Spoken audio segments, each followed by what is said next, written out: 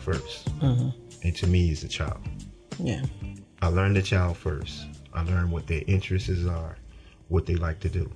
I see if there's a common ground between the two of us. And as we're talking or as we're learning each other, that's when I interject my way of believing as far as pull your pants up. And then I also give them a history. See, a lot of men just say, pull your pants up, but they can't give a history of that. You know, the same thing with the skinny jeans. A lot of men complain about the skinny jeans, and they can't tell the kid why or why not wear them. First of all, I can deal with the skinny jeans versus the sagging. I can't deal with the sagging because if I'm out at dinner, I don't want to see your underwear. If I'm at a fast food restaurant, I don't want to see your underwear. Because the whole time when you back there preparing my food, you're pulling your pants up. You're pulling your pants up. Okay. Yes, you got on gloves, but the gloves are contaminated every time you touch it. So the sagging of the pants goes all the way back to slavery. Yes. Okay. The slave owner used to have sex with the male slave. And then afterwards, they call it breaking them, bucking them, or whatever. Then afterwards, he would force that slave to wear his pants down low, so the other slave masters would know he's already broken and he's acceptable to what you want to do. And with that, for me, that would have been enough for me to pull my pants up. Then you also go into the prison system. Okay, in the prison system, once you have been broke, you're told to wear your pants down, so everybody know that you've been broke. But then they added to it. You hold on to they pull their pocket inside out, and you hold on to that pocket. You're their property for the remaining time that you're in there. So there's a lot of different reasons why. But and this comes from females too. Females allow their males to do this because you ask the average male, are you gonna let your girl walk around with her panties showing? And the average male is gonna say no. So why is it okay for you to do it? And so females have to step up and say, hey, if you want to be with me, you have to put your pants up.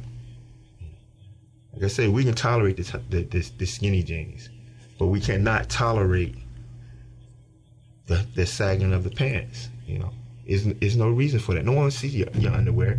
And then half of you, if you're going to do it, you should at least do it in a designer way.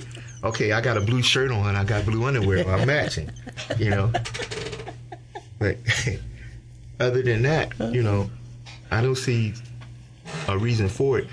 And a lot of it comes back to the older males because you look into society and maybe Hollywood and places like that. You got people like Jay-Z.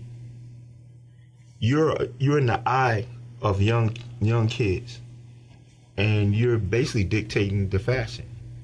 So if you're gonna sag, they're gonna sag too. It's a certain point. Now it's understandable if you're 25 or 30, you're still a young man. But when you're in your 40s and 50s, and this is where you carrying on, but you want to be a role model and a leader, you can't do that. It's a certain responsibility that you have to take when you're in that position. Yes, you're your own person, but you gave that up when you decided to take money for your talents.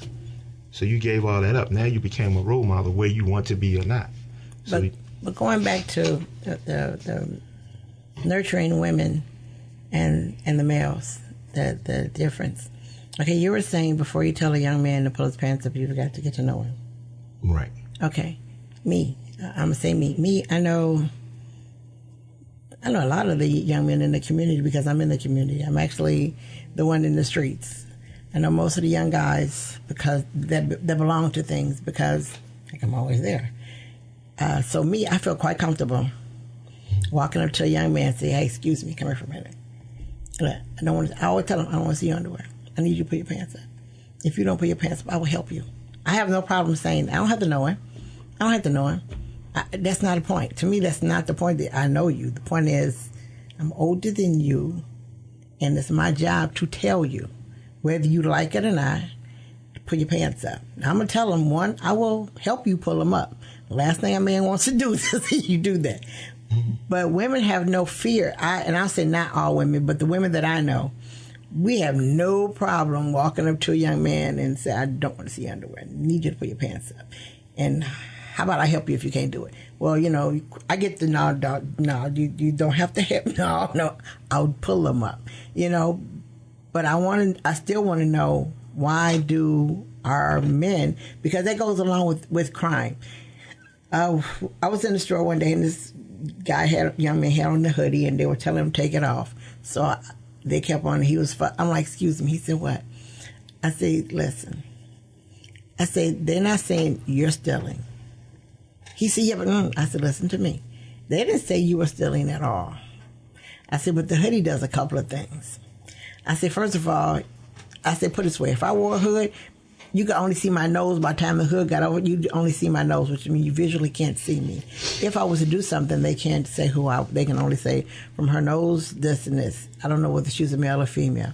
I said, but you think hoods, people use hoods. They use all kind of things to cover their faces, to cover up. So if they commit a crime, you can't see them. So unfortunately, the hood had got tagged. I said, it's got tagged. It's got a negativity where it didn't have before. I said, it has one now. I said, so yes, you're being judged because you have on the hood because of, I can't see your face right now. I said, because when I start talking to you, I told you to move your hood back so I could see your eyes because I couldn't see them before. I said, so just take your hood off, buy what you're going to buy, and outside. I said, you're not losing a fight. You're not losing any manhood. I said, you're not losing anything. You're simply abiding by a rule. I said, because can you, if you take something and walk out of here, is that a rule? No, I got to pay for it first, thank you. I said, so that you won't lose nothing. Just take the stupid hood off, buy your stuff, take your behind out of the store, and put the hood back on. So he looking at me like, you sound like my grandmother, good. And I'm like, good, I'm glad I sound like your grandmother. Go do it. And he went and did it, and the guy came over to me. He said, he was carrying a gun? I don't care. He said, what do you mean? I can't be scared of that. He said, what do you mean? If I'm scared of that, then I need to go away. I can't go with he might be, I can't go with none of that. I have to go with the fact that if you two are telling him to take the hood off, he giving you out a bunch of lip. Before I go further, I needed to say something. But there was other men in the store. There were other men in the store who just simply like, ma'am, you might not have wanted to do that. I wanted to tell them, excuse me, you should have. I shouldn't have had to. To me, I shouldn't have had to say anything to him. Somebody else should have said something. But I had too many men in there that were older, younger, and they just walked past like, man. And so later on I get, man, you next time you might not want to do that. No, next time I'm going to do it again. My question was, so where were y'all? We were watching you really seriously, just standing there watching me. And I had some things to say to them too, because no. We got to start taking control of situations that we know could go somewhere. But I got a bunch of men standing there watching me, and I got a female who's crazy as I don't know what, that's going to actually step up and say, listen, take the hood out. So I want to know where, I'm not downing men, I'm just asking a question. Why did why did that happen? And because when that happens, to me, that's when young men don't respect older men. That's when men lose respect for somebody older than them when things like that happen, because he's not going to remember the men that were in the store. He's going to remember the fact that this woman, came over to him and said that. He's not going to remember the men. He's going to see them, but that's not what he's going to remember when he walks away. Well, the difference between a woman and a man, and this is a thing that a lot of people don't understand, even women don't understand this. A woman is the first teacher of every child, whether it's a female or a male. So, with that being said, they're going to respect a woman more than they're going to respect a man. Okay? Especially if they have a man in their life. Okay? So, when you start talking to him subconsciously, you was no longer Phyllis. To him, you was his mom. and he's not going to disrespect his mom. Now, you take a man that disrespects his mom didn't teach him. He has no respect for his mom. If he disrespecting women, he has no respect for his mom. But what were the other men that was in the store? The other men in the store? Me personally, I don't get involved because I ain't gonna say I don't. It's the situation. I'm a God-fearing man. If God say, hey, handle that, then I go handle it. But I understand myself and I understand my temper. See, I go over there, he say something to me, I say something to him. Now we got a bigger altercation than what it is. Because subconsciously, my subconscious telling me, you a man. Don't let this boy talk to you like that. And his subconscious is telling him, you a man. He trying to treat you like a boy. See? But there's a way that you can approach anybody. So, I wouldn't go over there and say, hey, you need to listen to what they're saying. I would break it down to him, the consequences of him not listening, the same way I used to do when I was bouncing. And I'll always handle the so-called problem people. Because I go to a man, I treat a man like a man first. And I get in his ear and say, hey, man, they're going to call the police. You don't want to spend no time in jail. Just go on and walk out. Say, I won't put my hands on you as long as you walk out the door. And that's all I'm asking you to do. And most of the time they would do it. But see, when somebody's already angry, whether they're female or they're male, before you try to resolve the situation, you got to get them to calm down and pay attention to you. Because if they're not paying attention to you, you're just one of the people that they're mad at. So, like I'm saying, I do feel that a lot of men, older men, fear getting into an altercation. And then you have some that just don't care. It's not none of my business. So, But it starts somewhere. And it has to start somewhere.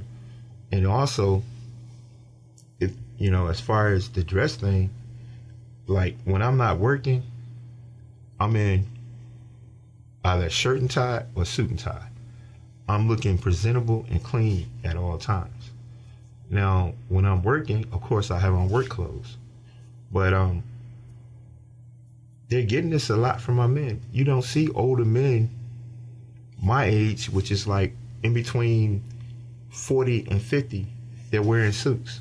Now, you see the ones 60 and 70, they're wearing shirts, button-up shirts, suits, and ties.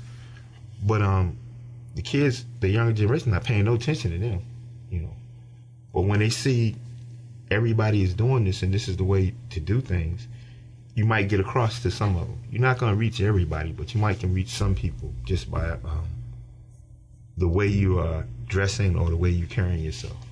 The other way, speaking still with the guys that we need to reach and talk to, the other ways I see of being effective with them is, like I said, if there's an event in Killeen, especially if it's an African American event in Killeen, you can find me there.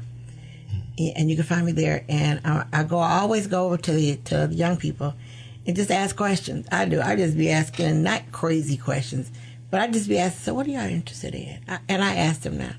Till now, when I go to most of these events, I get called moms. I'm like, okay, I have a new name now, but because most of the guys know me, and when I show up, they'll come up to me. But one of the last event I went to, one of the guys, and he was coming to me and he was talking, and this other guy walked up. He said, hey, no, man, she moms, man. She moms. She gonna chew you out, man. But just deal with it because she moms. I was like, what? He said, you moms, we know you gonna come at us. So we just let him know that the way he coming at you, we need to let him know who you are, that you're moms, and whatever you say, just, you got chill. So, I started talking to the young man, and we were talking, and, first he gave me the roughness, and I'm like, okay, So I took his roughness and rolled right over it. So I didn't, it wasn't there. And he told me about how many times he's been in jail. And I was like, okay, I guess it's supposed to scare me. I guess it's supposed to scare me. And he was telling me what each tattoo he had on him. And I was like, wow, he's really trying to. I'm thinking to myself, okay, how far is this going to go for him to prove whatever he's trying to prove? But I kept talking my same normal way, same conversation, and he said, so who you scared of? I'm like, oh. I said, all the people I'm scared of are dead. I left it that way. If someone says that, you don't know, it leaves you with a question. Did they kill him or what happened? I didn't say, well, just all the people I'm scared of are dead. Right. He said, so you're not scared of anybody? No. He said, well, he gave me all these supposes. I'm like, let's put it this way. He said, what? If ever I'm scared of anybody younger than me, then it's time for me to go away. I said, because you know what? I said, this is what it's going to be. I'm not scared of you because you're too little to scare me. He said, what? You're too little to scare me. I said, I can't let little you scare me. I said, I have grandchildren probably older than you or your age. I said, but it's time out for that. So then, he kind of looked at him. He goes, well, you're a child of the what? I said, I'm a child of the 70s. That's my growing up year. He said, oh, yeah, well, y'all did this and that. They did. I didn't. So we kept talking and talking and talking till I not broke down the roughness, where the roughness became a little calm and we could talk. He said, my mother's a junkie. Okay. He says, and, I got to live that life. No, you don't. I said, I understand you had to live that life when you were little because you had no choice. She was your mother. I said, but now you're an adult. You've just turned an adult. You now can make your own choices. I said, that life isn't your life. That's the life you took. But it isn't yours. It doesn't belong to you. So we began to talk about it, and we talked about it, and he was like, oh, yeah, that's why they call you moms. Yeah. He says, well, I don't want to be like them over there. I said, why? Because they're cool, follow the rules, they've learned their lessons. Now I'm going to be my own person. I said, and you should. I said, but you could be your own person and live a correct life. You could be your own person.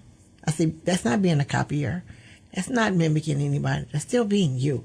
But we kept on talking and talking, and then finally he was like, so I thought you was going to cuss me out. He did. He said, I thought you was going to cuss me. I don't have time for that. He said, what? I'm too old for that. He said, what do you mean by that? I'm too old for that. He said, so does that have an age to it? No, it doesn't.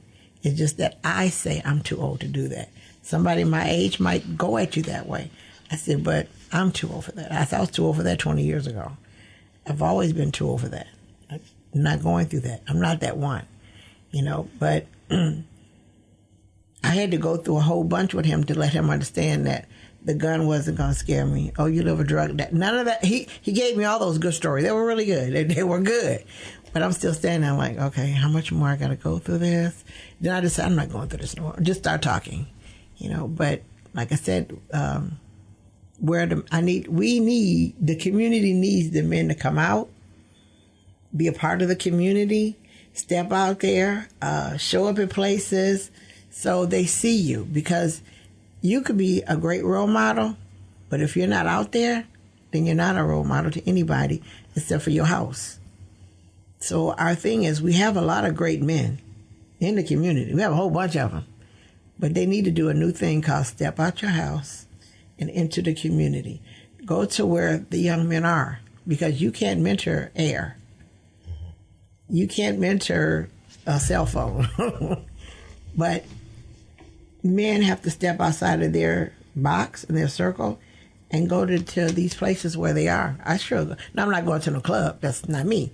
But I go to all the events. And in fact, they'll tell me when the event is. But I go to them because I want to be a visual person. I want to be seen. I want to be the one that you come talk to so I can guide you somewhere else. I want to be that one, but we can't be that one if we stay home and say, look at those people. Like that weekend, I found out about the shootings. Immediately, I knew whose Facebook page to go to. I did. I knew whose Facebook to go to so I could find out some more information. I went straight to this person's Facebook page and found out more than I needed to know. But I knew where to go because, I know her in the streets. I know who she is. Not that we're friends because I'm too old to be her friend. I can be like her mother. But still, I know to go to her because I know she knows what's going on. So I went to her face to face and I began to discuss with her the way everybody else was. So I found out more information that I need to know. But I knew to go to her because I go to events and I've seen her. So what I'm saying to you and all the other men who want to mentor, we need to see you out there. You all need to adjust your lives so you can go out there because the young men need you. And they want more male mentors, but if they can't get you, then they become their own. Like the young men who was supposed to be on here, but somebody's ill, they're called the King's Academy. Well, they're not a school. They're a bunch of men who get together and they've been mentoring themselves. They mentor themselves physically and mentally. So they eat right. They do workouts and then they talk. That's their way of doing it. But that's great. But they do need somebody older in there too. But guess what? They can't find them. So these guys are all in their 20s mentoring each other, which is great. But at some point, they need somebody older to come in and say, hey, I can guide you this way or whatever. But they're mentoring each other, which, like I said, is good. I like it, but it's bad because they need an older person in there. But they don't know anybody that could be in there because they just don't. And they've been going to places and that's what they're looking for. So you all need to get out there. just find a way to get out there. But it is there. They're there. But y'all need to get out there to them because you can't reach them any other way. That's my stance. Not to knock y'all down. But I need to see y'all out there. I say I need to because I'm out there. Well, so... I need y'all to step out. Part of that issue with the crime thing they got going on, it starts all the way back to the school system.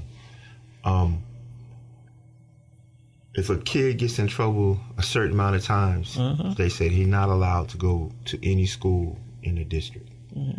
So if that child is on the street, what he's going to do? Because his parents done put him out of the house because they can't handle him. Right. So now what he's going to do? Crime. He's going to be a criminal. He have no other choice. Human nature is to survive and take care of yourself. If we don't give these kids an outlet, then we're just as bad as they are. I know we got the one little trade school. Yeah. But see, we need more schools like that. We need. When I was going to school, you got a certain point in high school where you realize, okay, I'm not going to go to college. So if you chose wasn't going to go to college, they let you go to this trade school that was right beside the high school. So you go do your regular classes that morning, and then that afternoon you go to the trade school. Right. And sometimes the trade school would set you up with jobs. So when you transitioned out of the high school, you went right into a job. They stopped doing that. Right. And like we was talking before, they have one wood shop. And that's at Eastern Hills. And it's not funded. Everything they do, they have to raise the money themselves. Right. But you have high school students coming over there taking the class. So which means this is something that needs to be in the school system. But we can put it back. Right. No, but I mean, is we can put it back. Well, but we just need to find... The community. Actually, they can. Because but they need to know how to put it back, that's all. When they call Dr. Kraft... They calling him for things that their kid is wrong for doing. Right. They're not calling him for things that's going to help the school system. If the community got together and they want to say, hey, we want this, they have no other choice but to do it.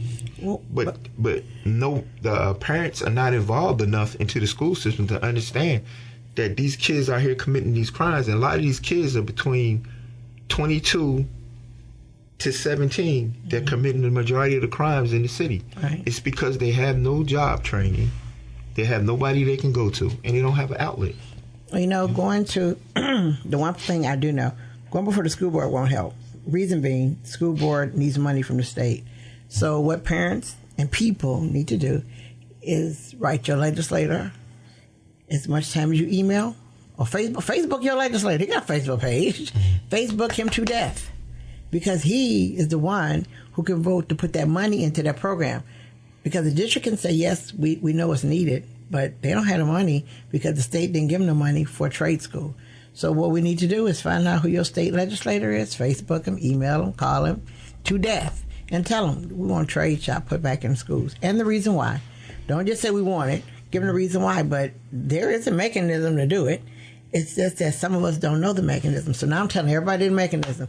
Go find out who your legislator is. If you live in 54, it's Brad Buckley. If you live in 55, I forgot his name. Anyway, you know how to find who your legislator is. Email them, Facebook them, call them. Don't write them a letter, cause never. But I'm gonna Facebook you to death because everybody else get to see what I Facebooked you. So I'm gonna Facebook you till you just get sick of me and call me. But we need to do that. We have the greatest sports system probably out of any state in America. We need to get our education the same way. These parents that get out here want the next Kobe Bryant. They want the next LeBron James. You need to get out here and be into their education as much as you are into sports. Because I guarantee you, if you got a child that's playing sports and they're good, their parents there at every game. Mm-hmm. Yeah, that's right. They are. But you need to be there with your kid and getting that education. Because LeBron James will tell you himself, after basketball, if you ain't got an education, you're done. You're done. Yeah. Same person. Contact. We need to contact the same person again. Your legislator, so they can put the money in, so that it can come down to the school. So parents, people, go find out who your legislator is, and get on their last nerve until they move. And remind you, and also we need to learn, this is election time, and I'm going to say it, and I say it all the time. You tell your politicians, you can't speak for me if you don't speak to me. So your legislators and your candidates who say I'm here for you, I tell them quickly, you lying because you didn't talk to me. You can't do what I want you to do if you don't talk to me.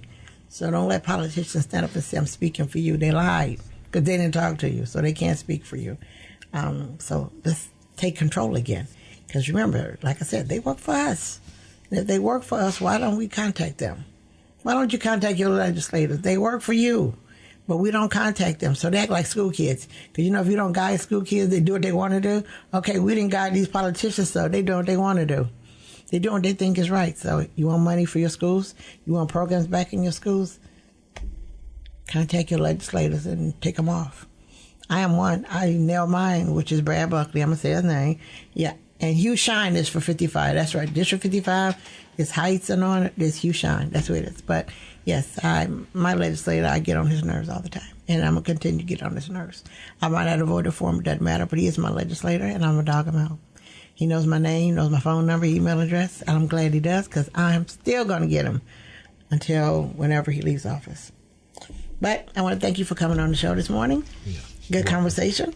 So he don't know that I'm expect to see him in the community. Don't tell him, y'all. Don't tell him. Don't tell him. Just don't tell him. Joe's shaking his head. Yeah. Joe like, dude, you're done. But I want to thank everybody for listening to Kids Community Connections this morning. I hope you learned a lot. I hope the men are rearranging their schedules right now so they can get back out in the community and talk to these young men, because only men can save other men. Men, you do not want women saving the men, because you all complain about it enough. We hear you, so if you don't want us to do it, then you need to get out there and do it. Because, if you don't, we will, because we're women. But anyway, next Sunday, I'm going to talk to Dr. Mann, and we're all going to talk about the virus, the before and after, and the after, because remember, there's an after. So we're going to talk about that next Sunday. But as I always say, you cannot lead a positive life with a negative mind. We'll talk to you next Sunday. Bye.